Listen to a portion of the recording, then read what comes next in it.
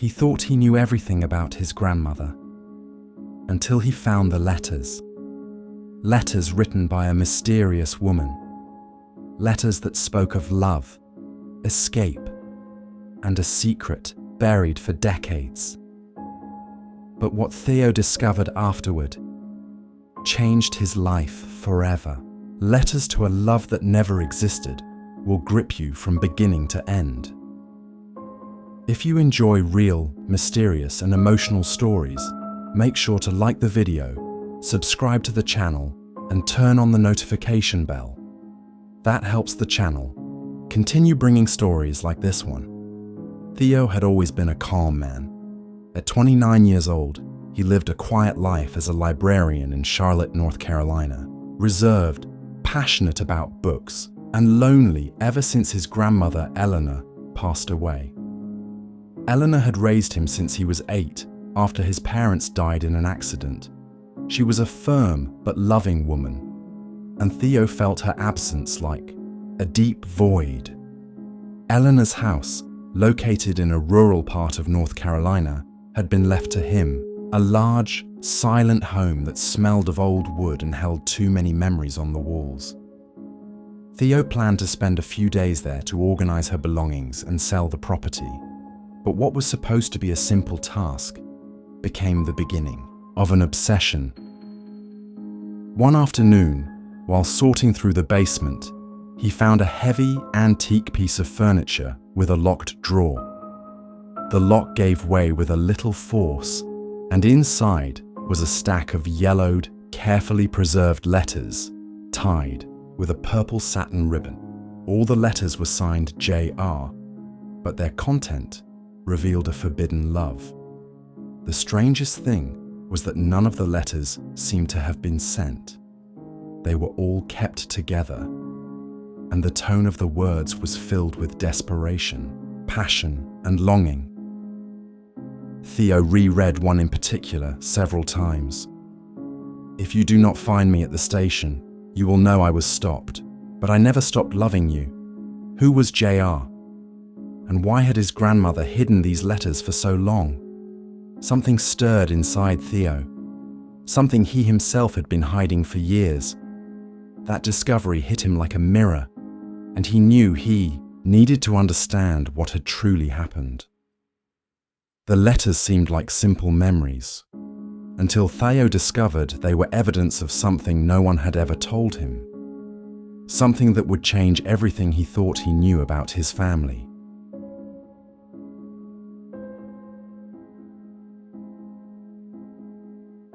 Life changed. Theo spread the letters out across the kitchen table. He read each one carefully, absorbing words that seemed to overflow with old pain. JR's handwriting was steady and elegant, but filled with repressed emotions. It didn't take long for him to realize that the letters had not been written by his grandmother, but to her, and more than that, they had been written by another woman. The letters spoke of secret nights, of hidden meetings behind the school, of dreams shared and a promised escape that never happened. The last letter had a tone of farewell. "If you do not find me at the station, you will know I was stopped." It sounded like the end of something much greater. The passion recorded in those pages was impossible to ignore. Theo began to connect the pieces.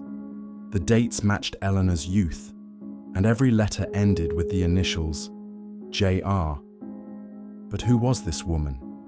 And what had stopped their escape? Something serious had happened. He was sure of it. Curiosity turned into anguish. Theo knew he couldn't go through with selling the house without first uncovering the truth. He needed to understand who his grandmother truly was. Not the woman who raised him, but the one who lived before that. The woman who may have been forced to bury an entire love deep inside a drawer. And as he read, he felt something strange, as if JR's words were also speaking to him. As if there was something in his own story he still didn't have the courage to face. The letters were awakening much more than memories of the past. They were opening doors within him. Who was JR?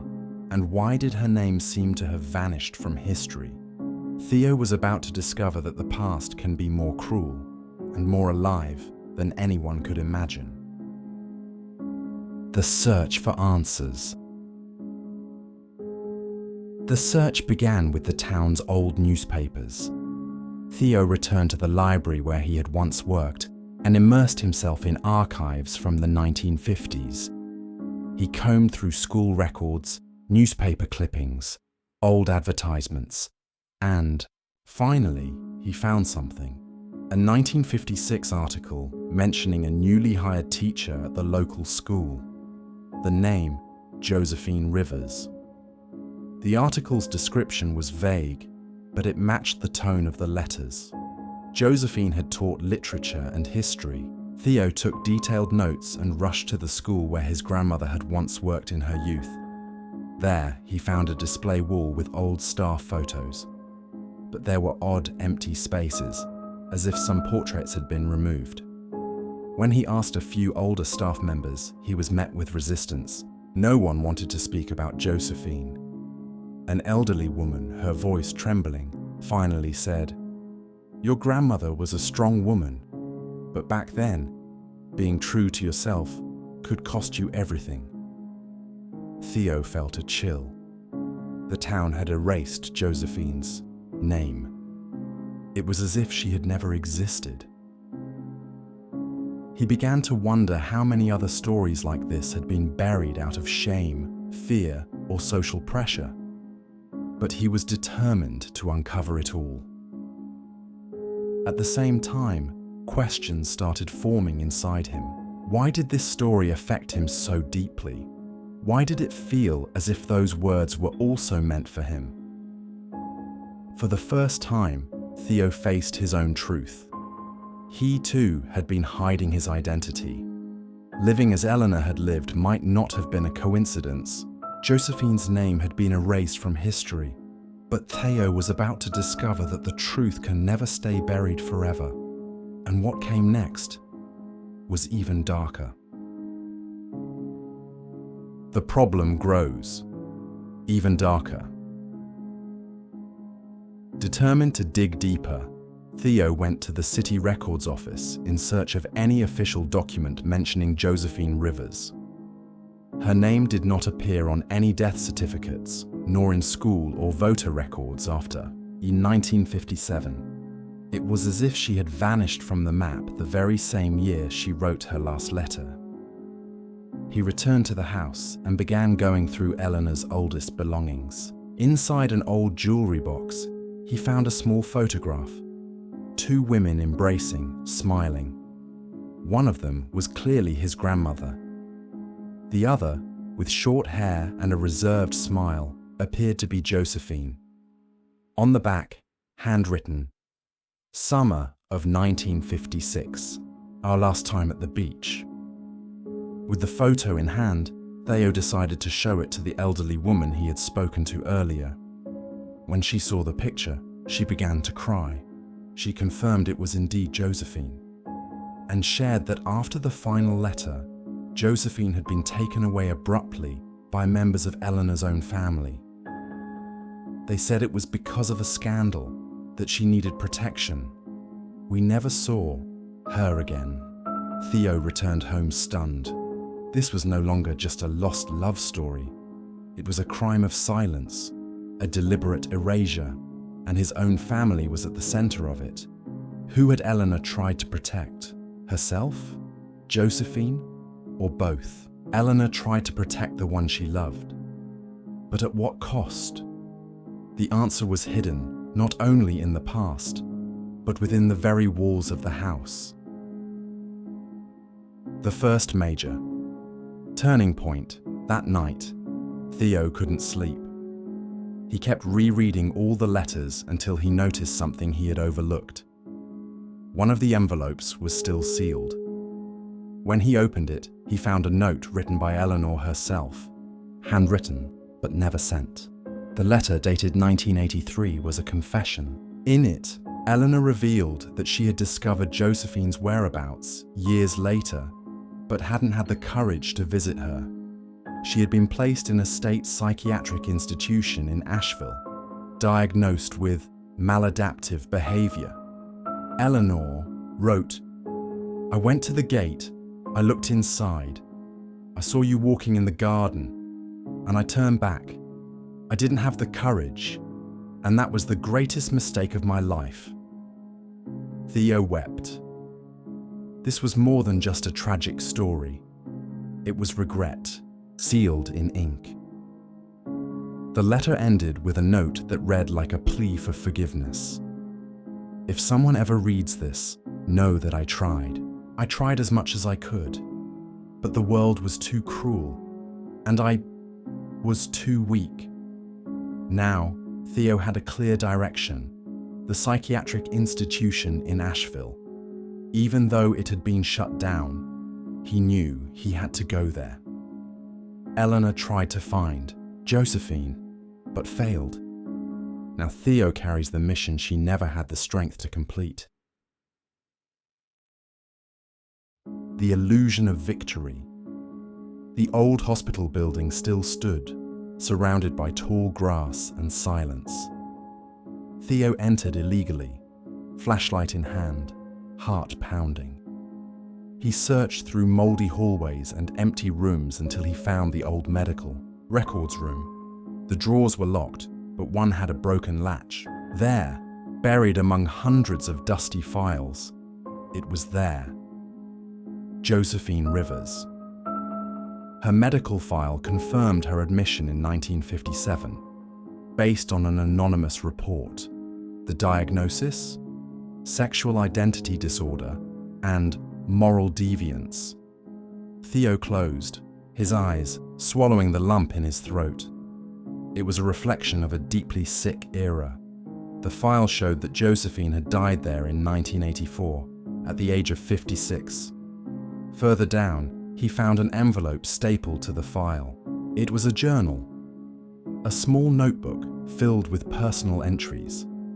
Josephine described her daily routine in the institution, her memories of Eleanor, and the stubborn hope that one day she would come to take her away. Theo left the building carrying the journal as if he were carrying a life. Josephine never forgot Eleanor, and even from inside those walls, she waited until the very end. But what remained now was more than pain. It was a chance for justice. The darkest moment. Reading the journal shattered Theo. Josephine described sleepless nights, humiliation, loneliness, but also a love that never faded. Each page was a silent confession from someone who had been torn away from the life she deserved to live. Theo felt powerless, as if he had arrived too late to fix anything. He spent days inside the house, rereading the journal, the letters, facing the ghosts of the story he had inherited. He began to write, obsessively. He wanted to document everything, to turn it into a book, to restore the story of the two women. But he was afraid of exposing his family, afraid of being rejected, afraid of repeating the same silence that had destroyed Josephine. On a rainy night, Theo left the house and went to the train station mentioned in the letters. He sat on the bench where they were supposed to meet. There, alone, he wrote a letter of his own, not to Eleanor, not to Josephine, but to himself. For the first time, Theo wrote, "I am gay, and I no longer want to run from it." Theo didn't just uncover the past. He finally saw himself in it. But the question remained, would he have the courage to honor that story in the open? The unexpected turn. Driven by a sudden impulse, Theo reached out to an independent publisher and presented the material. The editor, who was also part of the LGBTQIA+ community, was deeply moved. He proposed not only publishing the book, but also organizing a small local exhibition. Theo hesitated. But something inside him had shifted. For the first time, he felt pride, not shame. The exhibition was held in the town's own library. Letters, photos, excerpts from the journal, and recordings of Theo reading Josephine's words were displayed. The response was unexpected. People who had lived through the 1950s came to see it. One of them revealed she had tried to help Josephine at the time, but had been threatened. Another, through tears, said that the story was her own too. In the audience was Liam, a young man Theo had met shortly before beginning his investigation. They had exchanged glances, shared a few shy conversations, but Theo had never allowed himself to go further. That night, Liam held his hand for the first time. It wasn't just about the past anymore. It was about allowing himself to live the present. The story of Josephine and Eleanor had finally come to light, but Theo's life was also about to change forever.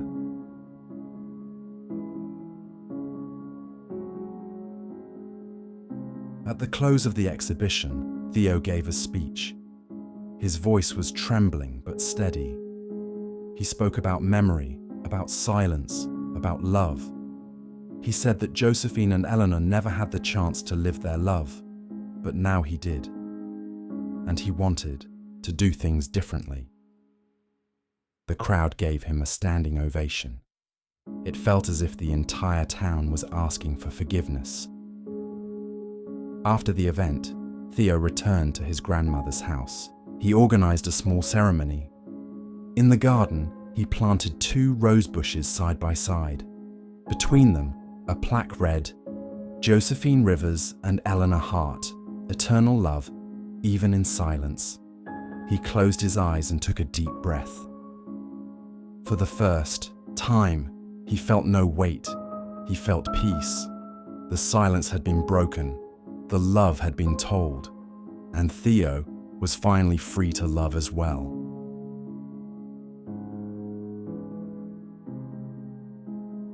Months later, Theo published the book, Letters to a Love That Never Existed. The work gained recognition in literary and LGBTQIA+ circles, not because of fame, but because of courage. The courage to tell a story that was almost erased. The courage to say that love, even when repressed, survives. Today, Theo and Liam live together in Charlotte. The house in the countryside has become a kind of retreat for writers, artists, and LGBTQIA+ individuals in search of belonging.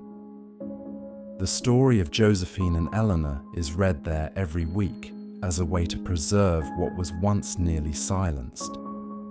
Now more whole, Theo writes one final letter, not to the past, but to the future.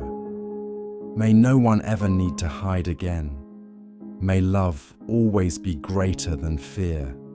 And with that, he closes the journal, looks at Liam, and smiles. Life gives us many stories. Some hurt us, others heal us. But the most powerful ones are those brave enough to exist, even in silence. Have you ever known someone who lived a hidden love? Have you ever felt the need to stay quiet just to stay safe? Tell us in the comments. This story might be yours too.